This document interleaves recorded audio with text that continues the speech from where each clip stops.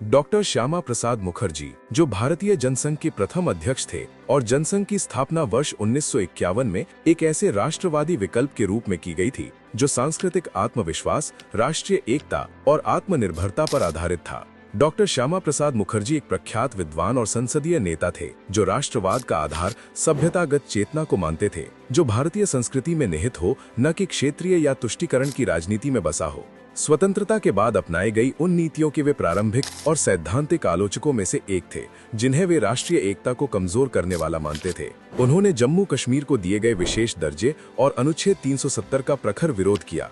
उनका स्पष्ट मत था कि एक राष्ट्र में 2 संविधान, 2 प्रधानमंत्री और 2 झंडे नहीं हो सकते। वर्ष 1953 में इस व्यवस्था को चुनौती देने के लिए वे बिना परमिट जम्मू कश्मीर में प्रवेश कर गए। उन्हें गिरफ्तार किया गया और 23 जून 1953 को हिरासत में ही वो वीर गति को प्राप्त हो गए थे। संसद में डॉक्टर मुखर्जी ने वर्ष 1951-52 के आम चुनावों के बाद पहली संगठित विपक्षी धारा के निर्माण में महत्वपूर्ण भूमिका निभाई थी।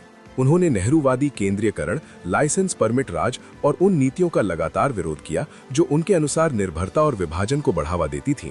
उनका राजनैतिक दर्शन लोकतांत्रिक संस्थाओं को सांस्कृतिक जड़ों, आर्थिक स्वावलंबन और एक सशक्त अविभाज्य गणराज्य के साथ जोड़ने का प्रयास था।